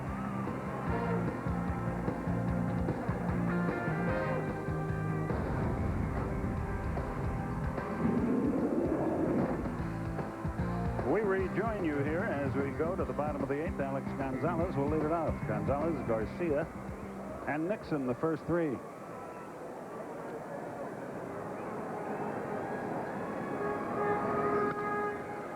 Fly ball foul, 0-1. Boy, Todd Zimmer in the news, huh? I don't really blame him if that's true. And I know you have a theory on how that should be handled if it's true, too, and it makes sense. Yeah, they should make it public that an umpire has been disciplined if he does something like that. Nice pitch. You know, Zim's from a generation where calling a guy a drug user is more insulting than the 4-letter words we're all accustomed to. I don't know that it was the same as questioning his heredity is what you're doing. Yeah. If it was said, it's a shame. 2 balls and a strike. Excuse me, a ball and 2 strikes.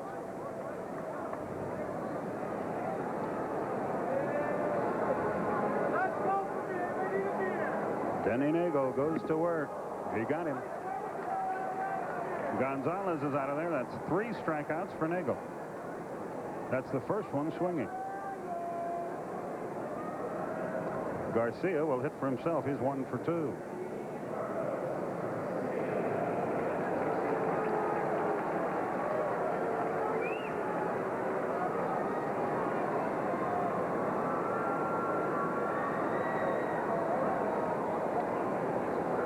Garcia 1 out of 2. A strike at the knees. It's 0-1.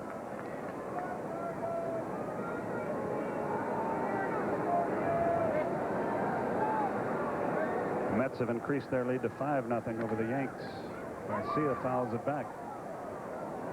Despite all the foul balls, one thing Nagel's had going for him tonight is wonderful control. A lot of first pitch strikes. And after his great effort out in Colorado, this is two really outstanding pitching performances back-to-back.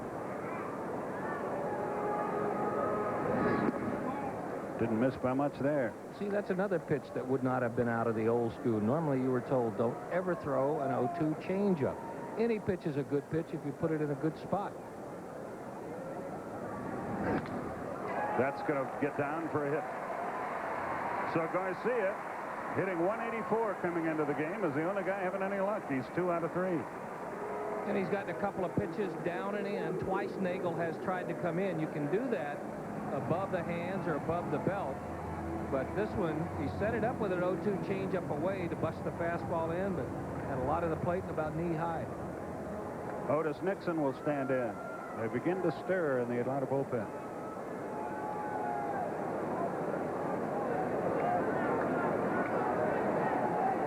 Can't see who's doing the work. 1 on, 1 out. He got around late on the fastball, did Otis, fouled it away.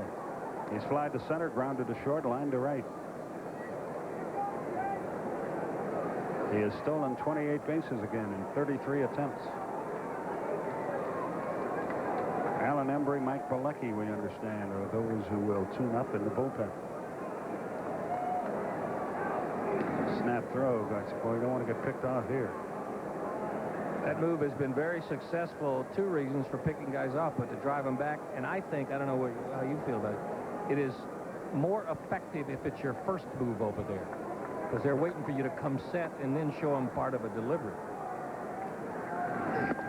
Good pitch. Strike over the inside corner. That's the pitch he's gotten Santiago on strike 3 a couple of times tonight. There's the Atlanta bullpen. Nixon stands back in. Boy, this is a quiet place, I guess, because they're losing.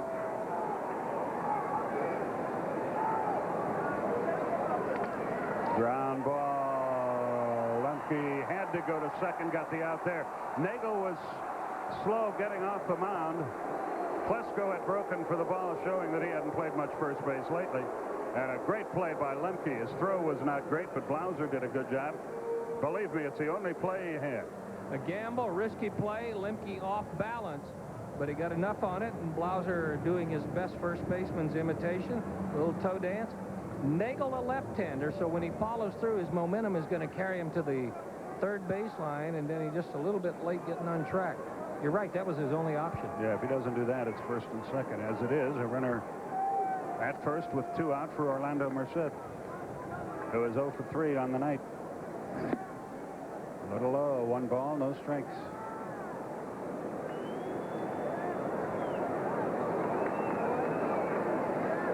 Three 7-0 for Atlanta, 0-6-0 for Toronto.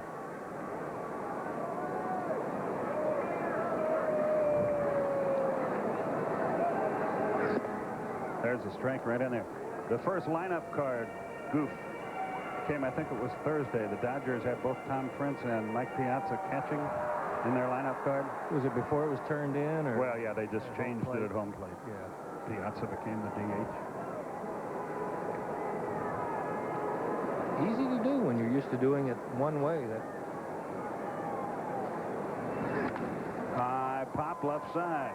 Out goes Blauser. In comes Tucker. Michael calls for it in fair territory. And the inning is over. And nothing doing in the 8th. 1 hit, no runs. No errors, 1 left. Nagel continues to weave his web. We go to the 9th. 3-0 Atlanta.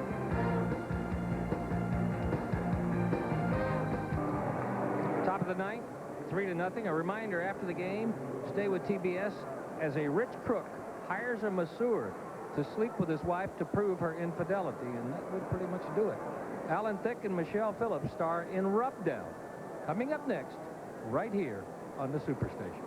Was that rubbed out or rubbed down? Rubbed down.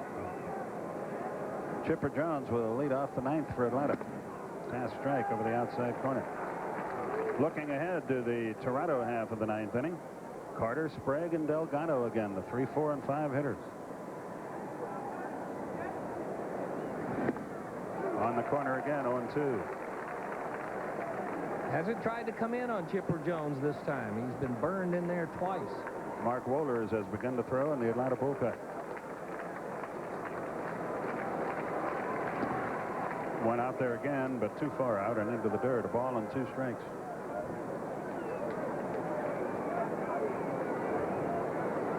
There's Wohlers.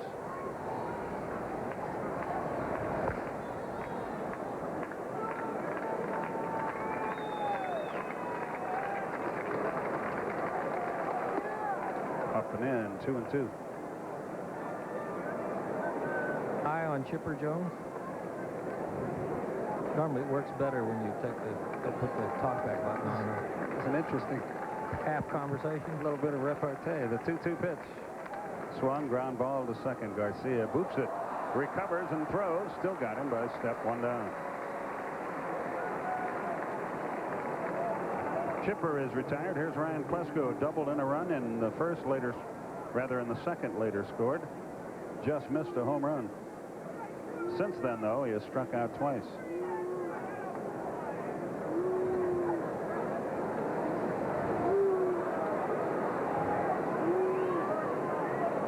Seven and 0 for Atlanta, 5-0 for Toronto. Ryan grounds it foul past first. Boy, this Clemens doesn't look like he's lost a thing. He is tough. But Nagel's been a better pitcher tonight. Pat Corrales makes a friend as he gives that ball to a youngster down the first base line.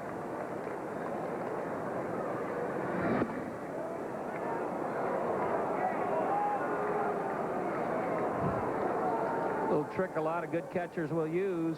Keep the catcher's mitt over the plate as much as you can. Catch the ball in the web. That's what Charlie O'Brien did. Most of the mitt was over the plate, but he didn't get the call. 1-2 the count as Klesko fouls it back. That one too may have gone into our radio booth. Don and I showed great alacrity earlier getting out of the way of one down there. It was an easy decision. 1-2 the count. Montreal 5-1 over Baltimore. They go to the 7th. Klesko stays alive. It's still 1-2. Cincinnati leads Cleveland 1-0. After 2, Houston and Kansas City 1-1 after 5. St. Louis, Milwaukee, no score, bottom of the 6th. That's a line right there that'll get you wins most nights. Unless the other guy's line is a little bit better.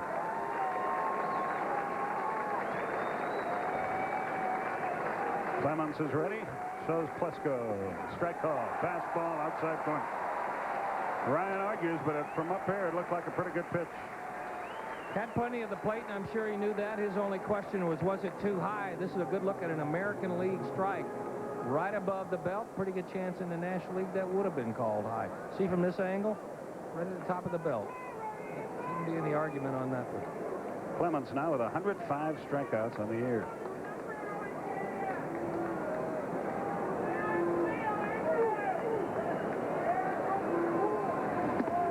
Andrew Jones comes up empty.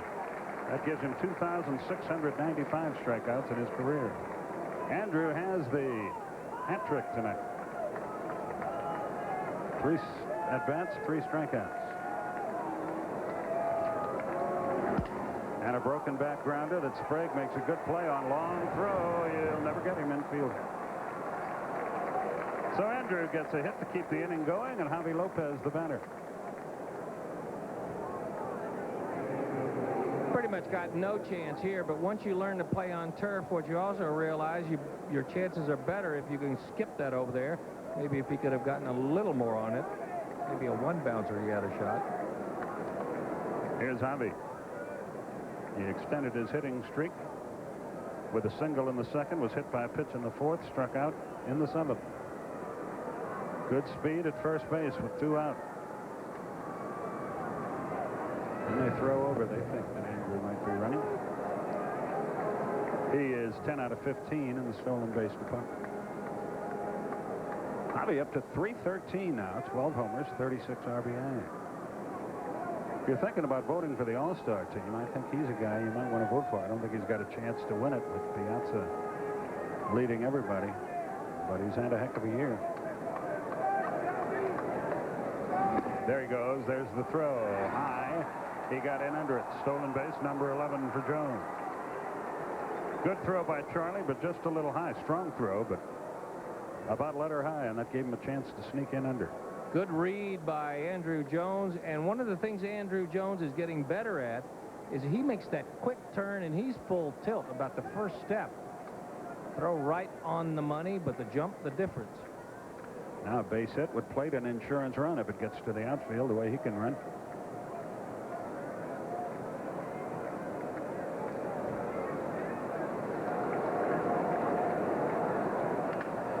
But that's right at Garcia. He's got it, and the inning comes to a close. One hit. No runs, no errors, one left. We go to the bottom half of the ninth inning. I don't know who's going to come out and pitch for Atlanta. We shall see when we come back. Braves lead it 3-0. We go to the bottom half of the ninth inning. They do a great thing here they used to do in Florida. They play that scene from Animal House where John Belushi finally winds up screaming, "Let's do it," that gets the fans really whipped up. And they need a rally as they go to the bottom of the ninth. Wohler's in the bullpen, but Denny Nagel stays on to pitch here. And I don't argue with that decision at all. He has been brilliant. A 5-hitter through 8 with no walks. Clemens was sensational, too. 9 innings, 8 hits, 12 strikeouts. 3 runs, 1 homer, no walks, a hit batsman. Joe Carter leads it off and takes a strike on the outside edge. He didn't like that. 0-1. Nagel can hang on. It would be his second shutout in 3 starts. Remember, he shut out Montreal in Montreal 2 starts ago in the 5th. The 0-1 pitch. Low and inside. I don't want to belabor this point because I know I embarrassed my partner, but if I had a vote, Roger Clemens would go in, and I'm sure he will as soon as he's eligible for the Hall of Fame. But at this point in his great career, he has just under 1,000 strikeouts, less than Don Sutton, 969 less. High pop. That should be the first one, and the 17th fly ball out of the ninth. Andrew Jones has it, 1 down. Always good to get the first one in the ninth. Ed Sprague, the batter. And it's good. You know you're going to have a good year, and you know that you've got some things going for you when you can pitch a ball game that is not originally how you set out to do it. Usually, if you have a night like this, you're happy to win it. But what Nagel has done is more than just win it. They have had very few good cuts at him. Part of it may be it's so against their scouting report. 17 out of 25 outs have been on fly balls or pop flies. And Sprague pops one up and out of play, 0-1. He is 1 for 3, singled in the 7th. A backwards game for Nagel, but I'm quite sure he'll take it if he can get 2 more outs in.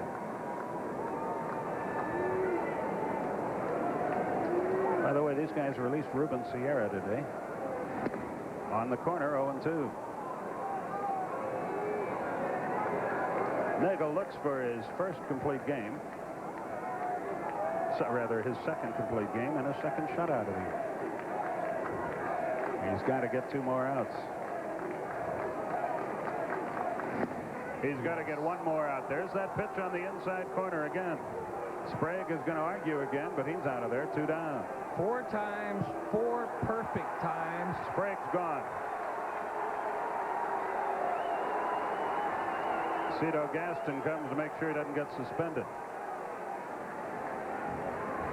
He's been calling that pitch all night. Yes, he has. I think it's more frustration than anything else. I think you're probably right. Take a look. Javi Lopez sticks his mitt there. Either his mitt is nowhere near the strike zone, or that's a strike. And I don't think he would just kind of hang it back there just for the heck of it. No, it's not.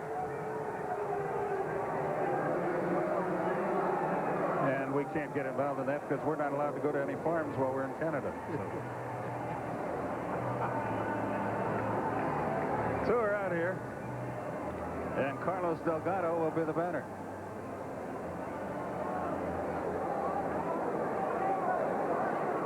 Next time I'm going to bring a tomato in and just see what happens. I mean a vegetable.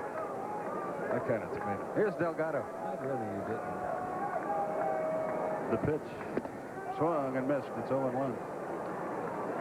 I got in enough trouble last night asking about the narcotics dog. The guy was about to arrest me.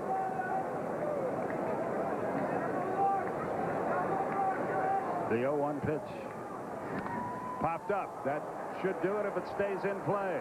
Here comes Klesko. He's got it, and the ball game is over. 18 fly ball outs for Denny Nagel. He pitches a masterful shutout, and the Braves have won the game by a final score of 3-0. Totals and highlights after this.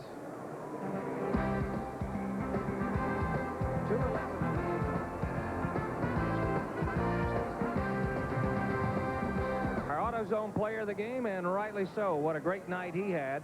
Denny Nagel going 9 innings, a 5-hitter, no earned runs. 2 out of 3 of his starts, his last starts, have been a shutout, and he is going to be our guest. Denny, congratulations. A fine ball game. Thanks a lot, Don. I appreciate it. Let me ask you a question, Denny. It's like almost like, and I don't mean to take anything away from you, it's almost like you pitched backwards. 18 of your 27 outs were pop flies or fly balls. How'd that happen? I know. You know, I started laughing to myself when I came in after the second inning, and I'm like, my gosh, I'm getting a lot of fly balls. But, you know, it's one of those things, I don't really worry about it too much if they're lazy fly balls like that. I had them off balance. You know, I had them out in front. And, you know, sometimes they roll the changeup over, and sometimes they stick the bat out and hit some lazy fly balls. And, you know, outs are outs, and I'll take it. Well, you got some big outs tonight on that inside fastball. Seemed like every time you wanted to go there, it was right on the money.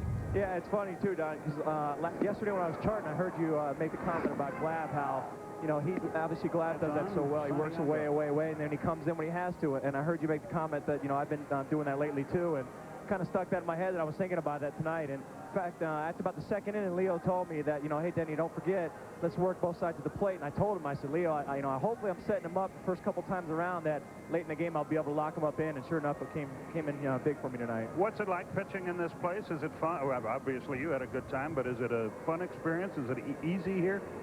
Well, it's not easy, that's for sure. I mean, especially obviously when you're going up against a Rocket. I mean, I knew I was going to have to, you know, pretty much shut him down tonight because I knew he wasn't going to give in and give that much tonight. But, you know, obviously it's been a lot of fun tonight, and I'll definitely have some good memories of the Sky Dome. Okay, Denny, congratulations. Great job, buddy. All right, thanks, guys. Okay, that's Denny Nagel, and for being our guest, he receives an Advantix 3600 camera from Kodak. Back to wrap it up right after this.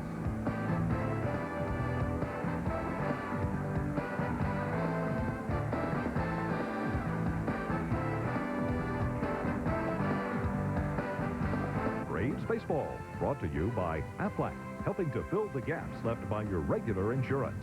Aflac, insuring over 40 million people worldwide.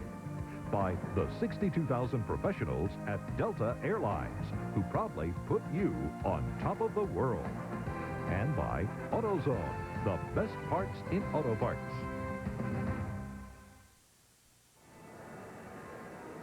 A good win for the Braves. They snapped their string of losing 3 in a row in interleague play. A shutout for Denny Nagel.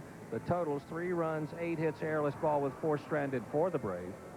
The Toronto Blue Jays, no runs, held to 5 hits by Nagel. They stranded 5.